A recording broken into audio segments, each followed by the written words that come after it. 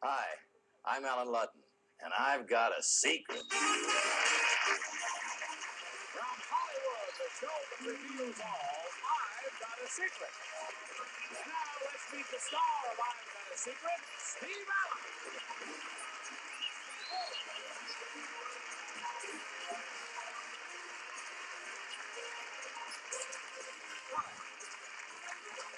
Good evening.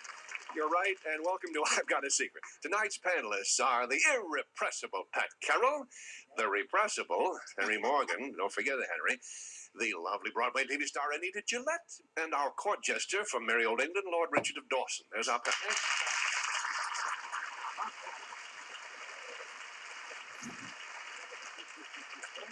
Now, let's see if we can locate a first contestant right over in this area here. Yes, we seem to be in luck.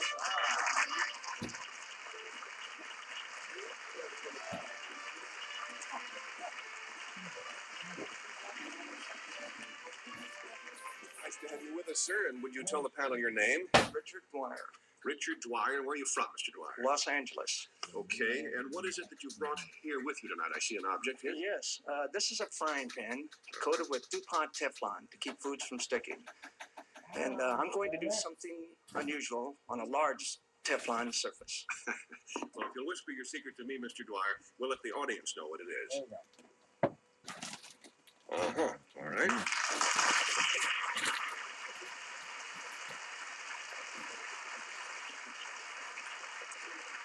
Mr. Dwyer's secret involves his, as he's told you, using a large Teflon surface in an unusual way.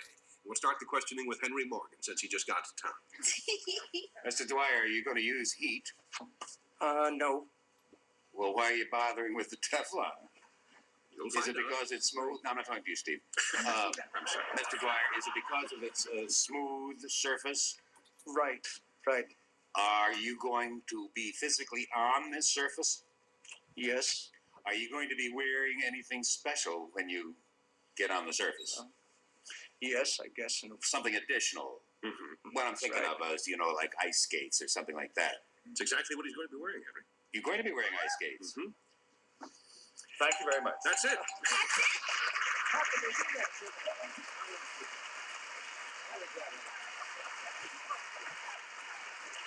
There's no No.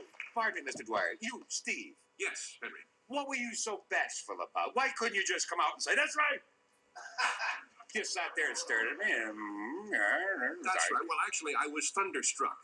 Well, let's... Not that I think of it, you can't be thunderstruck, can you? You can be lightning struck. Let's hope you get something. Or starstruck. Anyway, back to our program. This is the Richard Dwyer panel, as you now probably have put together for yourselves, the star of Shipstead and Johnson's Ice Follies.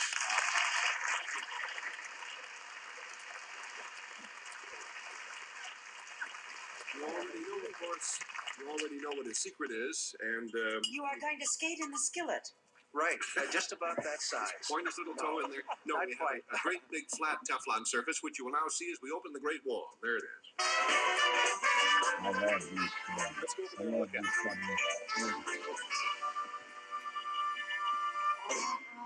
There we are. The Ice Follies is, of course, great family entertainment. Millions of people have seen you perform, Richard. How long have you been skating with the show? Steve, I've been with Ice Follies for 23 years. He doesn't look that old. No.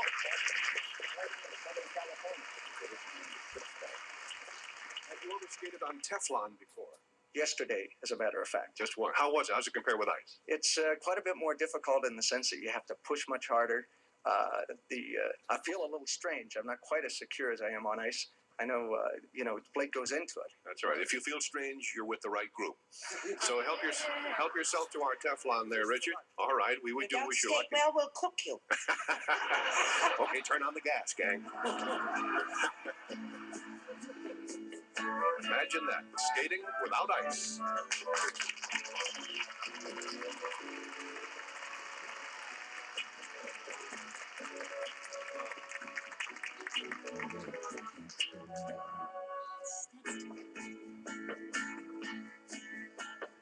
Next week, ladies and gentlemen, Myron Cohen will be here and skate on chicken fat. How do you like that?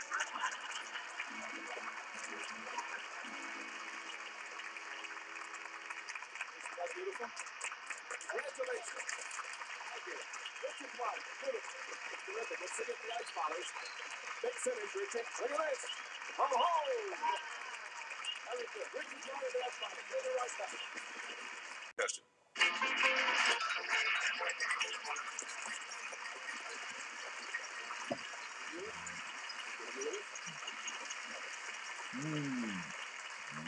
Well, would you tell us your name, sir?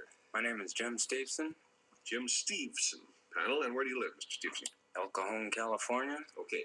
His secret concerns, as you might assume, this handsome trophy and the championship that he won to win the trophy in an unusual competitive event connected with his job. And I'll tell you that his job involves a truck. There's your hint. If you'll whisper that what that championship was, we'll let the world know.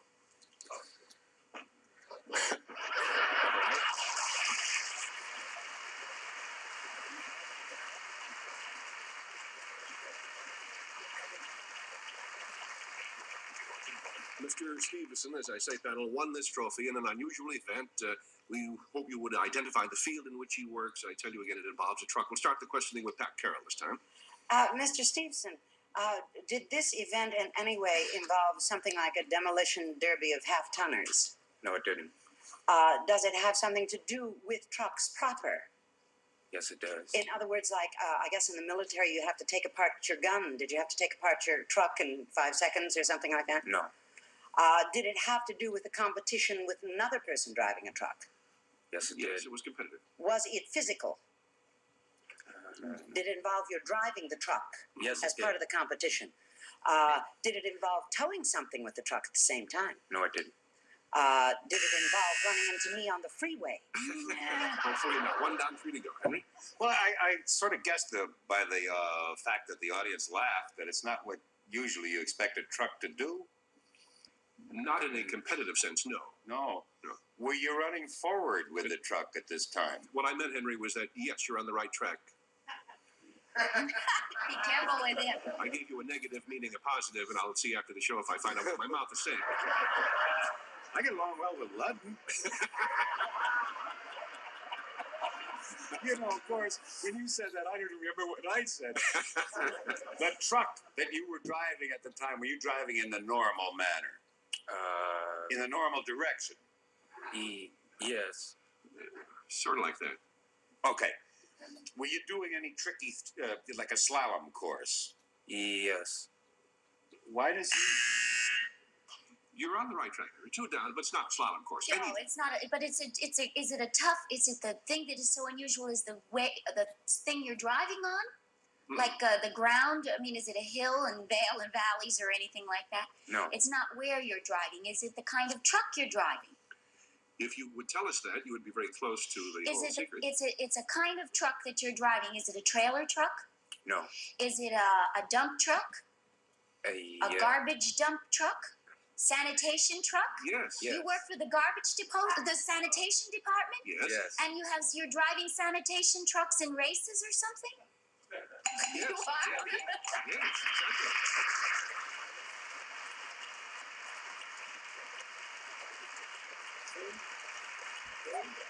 Very good. Mr. Stevens' secret Well, is they that... never pick up on time at our house. I wish the winners would come over to our place. Well, he is a champion garbage collector, as you now realize, and he placed first in the Refuseman's Rodeo, which is a legit thing.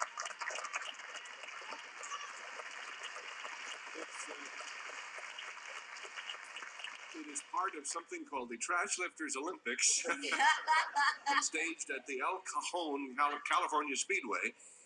And neatness did not count, I'll tell you that. Mr. Stevenson, I understand that there were several events in which you and your trash trucks ran obstacle courses while the sanitation engineers unloaded them. How did that work out?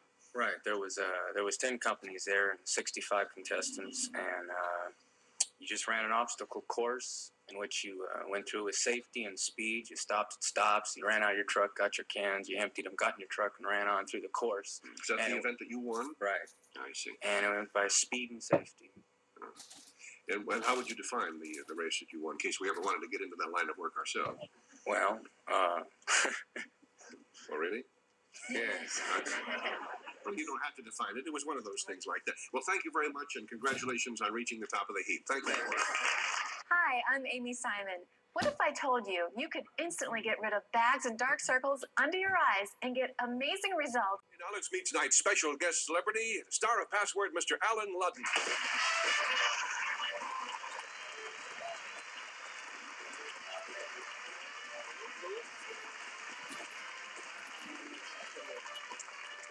Gee, I didn't know Richard Dawson was here. Well, we're going to start with him this time to catch up. I suppose you tell the panelists just how we are going to play for your secrets tonight. Oh, all right. We're gonna change the procedure. You're not gonna guess. I'm going to play password with you, and then if you figure out what we're saying through the sequence of password words, you'll figure out what my secret is. Fair enough. If you'll whisper that secret to me, Alan, we'll share it with the world. Uh-huh. All right.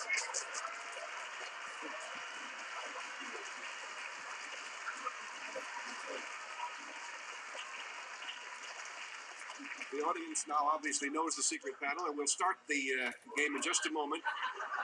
What we do now is that Alan gives the first clue to Pat, and if she does not get the right password in one attempt, then we move on to Henry and so on right down the line and around again. We'll give you 2 free words, panel. The words are theirs and... And we'll start playing for the next word, which is... Can I start with Richard since we haven't heard from him? Absolutely. Let's start with him. I meant to do that. Are you ready, Richard? Okay, the clue is worshipable. Altar. That's not right, but it's very creative. So, Pat? It was funny, too, Richard. That's the best word you've had. How would you know that? Outside. Pat, still going for the same word. Same word. Uh-huh. Adorable. What? Adorable. Well, you got it without a clue. Cute, right. She got it off this That was clue, a actually. marvelous coined word, Alan. There's an adorable. Worshipable is good. And the next word is... Okay. Where does the theirs come in? Did you say theirs was one of the There's words? an adorable. There's an adorable. Oh, there's an adorable. I see. Bashful. Shy.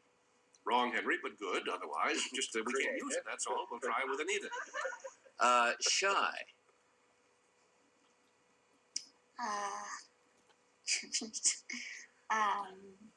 Insecure.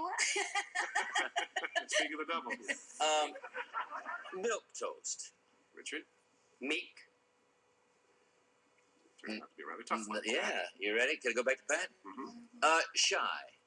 Shy, and you've had meek and milquetoast. Shy. Awkward. No. Henry? Timid. Right. Timid. Very good. There's an adorable, timid, and the next word is right there. Big. Little. Very good. Little. Small. There's an adorable, timid, little, and the next word we're looking for is here. Rat. Ran? Rat. Rat. Oh, You rat. can say rat. Rat. Cat. Not Rat. right, Richard. No. Pat? Mickey. Mouse. There's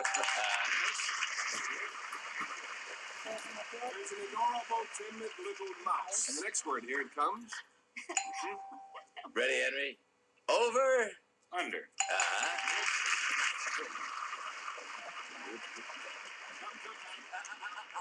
Back to work here. The next word is... Anita. What? Anita. Not Anita. No one. A panelist. Panelists. Panelists. Game Possessive. players. No, it's the possessive. Panelists. Panelist chairs. No. Richard. Girl. Boy.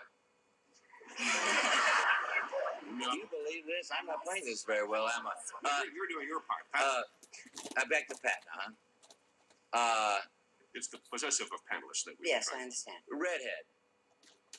Anita, it would have to be Anita's hair or skirt. No, under something. There's an adorable, timid little mouse under Anita's. Henry. Seat.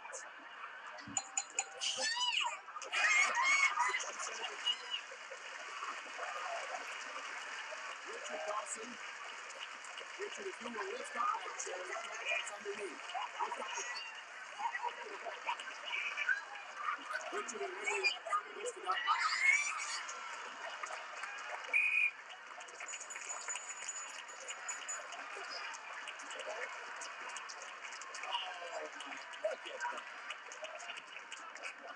Nita's an animal lover. If it had been under mine, I would have had a coronary.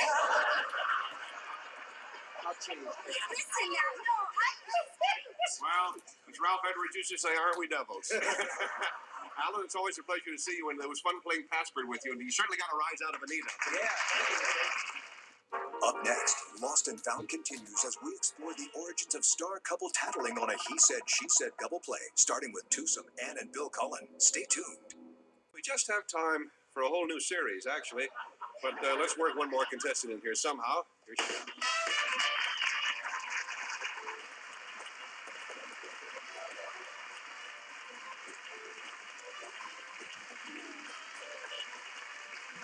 You picking up the clues already? Panel, attractive blonde lady carrying something. See, that's what we know so far. What is your name? Mrs. Mary Ellen Sennett, Marilyn Sennett, as in That's Max right. Sennett. And where do you live? Sherman Oaks. Okay. Mrs. Sennett's secret, panel, concerns, as you might assume, this object. I'll put it up there so our cameras can get a good close look at it, at least in wrapped up form. Okay. We permit you to see its general size and shape, but since you have to guess what it is, it makes sense to cover it up, I think. And that's your secret. If you'll whisper to me what's in there, Mrs. Sennett, we'll tell the audience. Wow.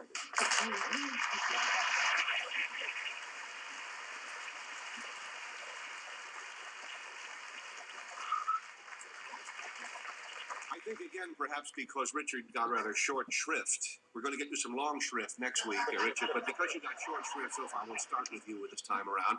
And we'll give you the clue again, something that Mrs. Sennett brought with her here tonight. We'll start with Richard. All righty. Marilyn, is this something you've made? No. Is it something that you bought in a shop, in a store?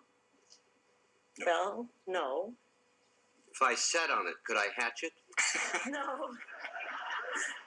Is it made of an ordinary product, household product? No. Does it have any use? Is there a use to it, or is it an ornament? It's useful. Right. Would the mouse like it? It's I don't think so, do you? He would have very little interest in it. Nothing would interest you. I'll speak to you later. Miss Sennett, is it edible? Yes, it is. Because it has the shape of a plum pudding. Is it made out of something unusual? It's an ordinary. It's an ordinary enough thing. Right. It looks like an overformed grapefruit. Then would it be of the citrus family? Right. It would. Well, that's it. It's a big fat orange, or a big fat grapefruit, or a big fat tangerine. Henry, there's only one thing left. Lemon. That's it.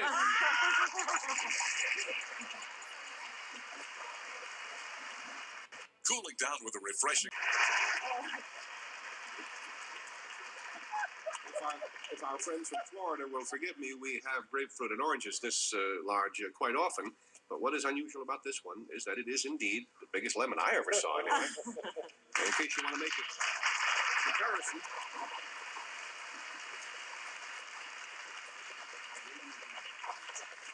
As Richard often says, compared to what? This is what a regular size lemon looks like. So as you can see, there's quite a difference there. Now, what's the explanation? Did you specially fertilize it, or how did it get like that? Well, no, Steve, it's quite a mystery. I bought that for $1.99 in a nursery. You bought that lemon for $1.99? A lemon tree. Lemon right. tree for $1.99. Right. And that concludes our program. You mean that grew off a $1.99 lemon tree? That's right. Was it just one lemon that grew on it, or they? Oh, no. If the first year when it was planted, it didn't have anything on it. And then about 3 years later, it had 2 giant-sized lemons on it. Wow. 5 years later, which was last year, it had 50 on it. All giant 50 size. great big ones Oh, like yeah. that? That's And here's right. a pictorial evidence, as we say, of this remarkable story. We'll get a shot of that in just a moment. What do you do? Pour old drinks from parties? The strange thing is nobody really knows why this lemon It's quite a mystery. is going to all that trouble. You don't put extra fertilizer or Nothing. Not mat that thing. things in it? Nothing. It's just a May I cut into your? Please do. She has a lot of them, and they say that it tastes like a real lemon. You can see it's no. It has a much thicker rind. Oh yeah, look how thick that rind is. We'll get a close Probably up of that. German. Let's see, Richard. Would you come over here for just a moment? I'm going to Would you go take the pucker test, Richard? give you a piece of that, and then we'll slice up a couple. You can take back to your drinking friends over there. Put that in your martini. Some kind of joke. Do some better invite the lady back next year. Who knows what that will bring? Bigger and better lemons. Well, if any of you people out there in the lemon business, have you been contacted seriously by? If I were raising lemons, I would get in touch with you and say, "Can I borrow a seed?" Have you heard from them? No, we haven't. No. Okay. And it has double the seeds in it too, doesn't it? It does have seeds in the center, right? Right, but it does have a thick rind also. Well, if any of you folks in the lemon industry seriously would like to get in touch with Mrs. Sinnott, you can do it through I've Got a Secret. Maybe we've changed the whole world here somehow by this remarkable discovery. Thank you so much for joining us. Thank you.